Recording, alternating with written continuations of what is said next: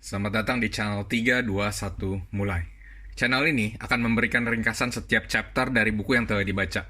Video kali ini adalah ringkasan chapter keempat, buku David dan Goliath dari Malcolm Gladwell. Jika kamu belum menonton video chapter sebelumnya, kamu bisa lihat link videonya di deskripsi di bawah ini.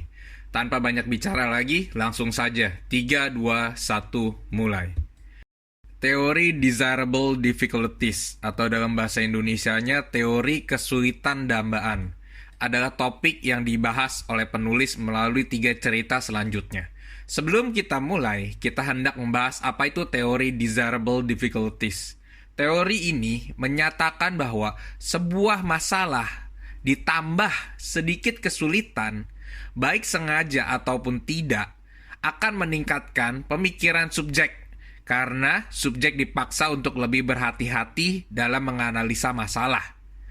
Untuk info detailnya, kamu bisa lihat Google atau membaca buku David dan Goliath langsung. Jadi, Theory of Desirable Difficulties dibahas melalui cerita pertama, cerita David Boies. David Boies adalah seorang disleksia.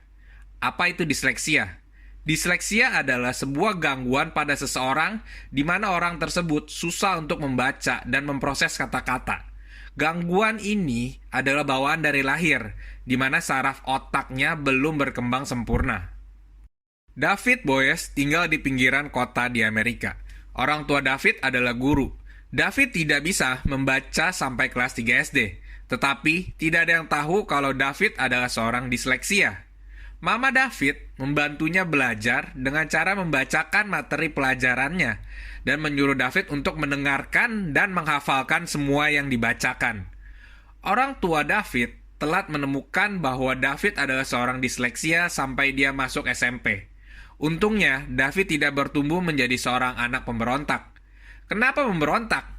Karena anak yang telat didiagnosa disleksia seringkali telah mengalami tekanan mental yang sangat berat karena mereka sering dituduh males atau bodoh. Hal ini menyebabkan frustasi dan menurunkan kepercayaan diri sang anak, sehingga sering berujung pada depresi, memberontak, dan bunuh diri. Orang disleksia bukannya males atau bodoh, tetapi otak mereka tidak bisa bekerja layaknya orang normal dalam memproses perkataan. Balik ke cerita David Boies. David lulus sekolah SMA dengan nilai pas-pasan.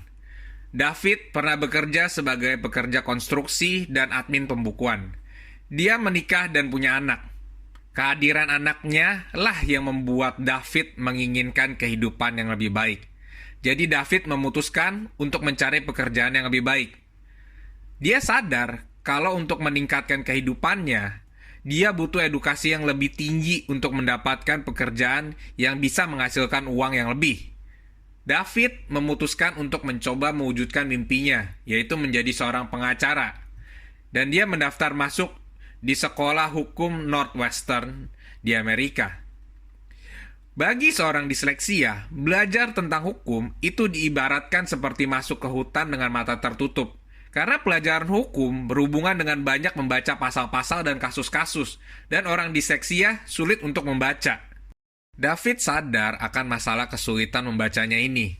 Jadi, David selalu mencari cara singkat dan strategi dan bypass yang dapat membantunya untuk membaca.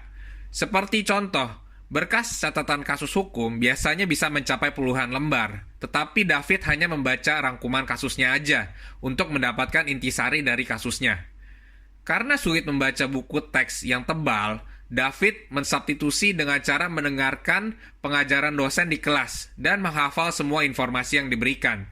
Saat pelajar lain tidak fokus karena sibuk membuat catatan di kelas, David bisa lebih fokus menyerap pelajaran di kelas dan menghafal info-info penting yang diberikan.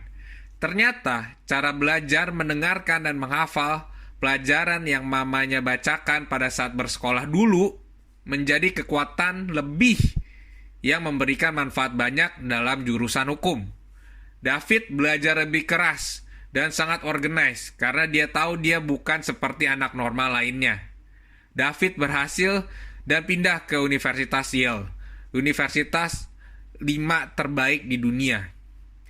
Ilmu mendengarkan dan menghafal ternyata menjadi ilmu yang paling efektif untuk menjadi seorang pengacara. David lulus dan memilih menjadi seorang pengacara litigator. Litigator didefinisikan sebagai pengacara yang berspesialisasi dalam tuntutan hukum perdata atau pidana dan mewakili salah satu pihak dalam tindakan hukum di depan pengadilan. Dibanding pengacara perusahaan atau spesialisasi lainnya, pekerjaan seorang litigator tidak terlalu berhubungan banyak dengan membaca kasus. Spesialisasi yang menurut David cocok dengan kekurangannya dia. David mengerti kasus yang dihadapi tidak dengan membaca, tetapi dengan memberikan pertanyaan dan mendengarkan jawaban dari klien, saksi, dan lawan. Karena keterbatasan disleksia, David hanya bisa menggunakan kata-kata yang sederhana. Semua argumen dan pernyataan yang diberikan langsung diarahkan ke poin yang pentingnya saja. Hal ini membuat David terlihat dapat menyederhanakan pernyataan dan kasus di persidangan, yang membuat hakim dan juror lebih paham dengan kasusnya. Sedangkan lawan, layaknya seorang pengacara lain, banyak yang menggunakan perkataan dan pernyataan yang membingungkan hakim dan juror. Banyak kasus yang dimenangkan oleh David Boies, sehingga dia menjadi salah satu pengacara top di bidangnya. Oh iya, bagi yang tidak mengerti juror, sistem Amerika mengadopsi sistem hukum juror, di mana juror adalah seorang rakyat umum yang dipilih untuk mendengarkan kasus di pengadilan dan menilai siapakah yang harus menang.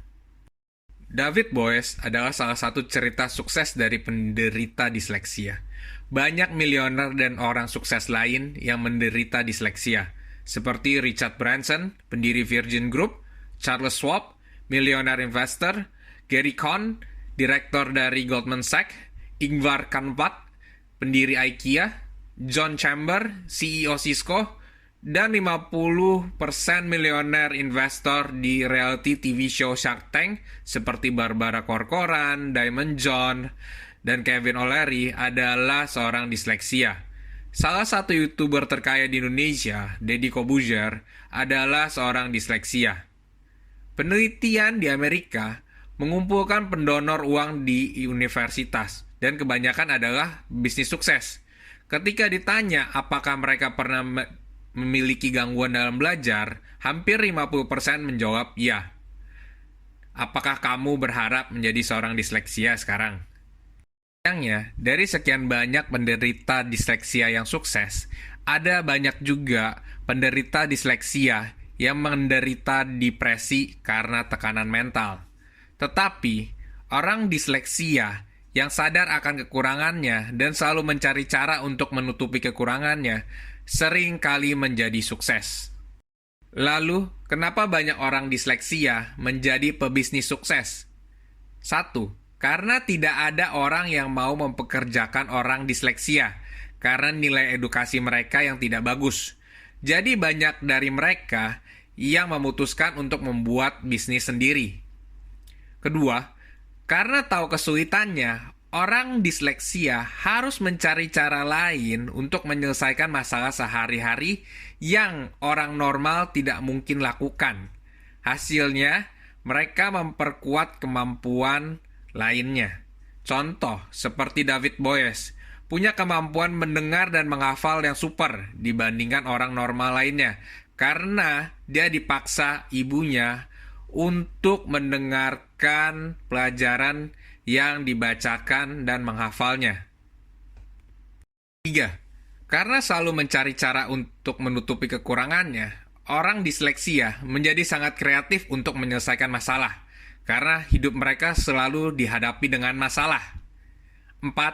Sejak kecil, hidup orang disleksia selalu tidak pernah dihargai, karena mereka dicap akan gagal karena tidak bisa membaca dan belajar, sehingga mereka sudah terbiasa dengan kegagalan dan kesusahan.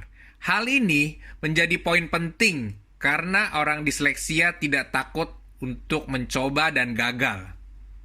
5. Banyak orang disleksia tidak punya kehidupan makmur karena tidak bisa mendapatkan pekerjaan yang baik.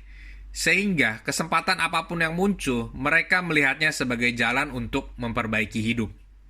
Jadi, kesimpulannya adalah Gangguan disleksia bisa menjadi desirable difficulties karena masalah yang ada ditambah sedikit kesulitan memaksa mereka untuk lebih berpikir dan lebih berhati-hati dalam menangani masalah tersebut. Jika masalah ditambah sedikit kesulitan ini sering muncul dalam kehidupan kita, hasilnya adalah kemampuan berpikir kita menjadi lebih baik, dan inilah yang dialami oleh orang disleksia. Jadi, apakah Anda sudah yakin lebih hebat dibanding orang disleksia? Untuk disclaimer, video ini dibuat untuk merangkum intisarinya aja. Beberapa detail harus kita lewati dan sesuaikan untuk keperluan penjelasan yang singkat dan padat dalam video ini. Kita menyarankan untuk membeli buku aslinya di toko buku kesayangan kamu, dan membaca sendiri untuk lebih detailnya. Maka kita tutup cerita David Boies chapter keempat dari buku David dan Goliath. Kita akan membahas lanjutan buku David dan Goliath di video berikutnya. Untuk melihat video chapter lainnya, langsung saja lihat linknya di deskripsi di bawah ini. Jika Anda suka dan merasa video ini bermanfaat, langsung like, share, komen, dan subscribe. Dengan mengklik tombol like untuk video ini, Anda membantu algoritma YouTube sehingga video ini mudah ditemukan orang lain. Sampai jumpa di chapter berikutnya. 3, 2, 1, selesai.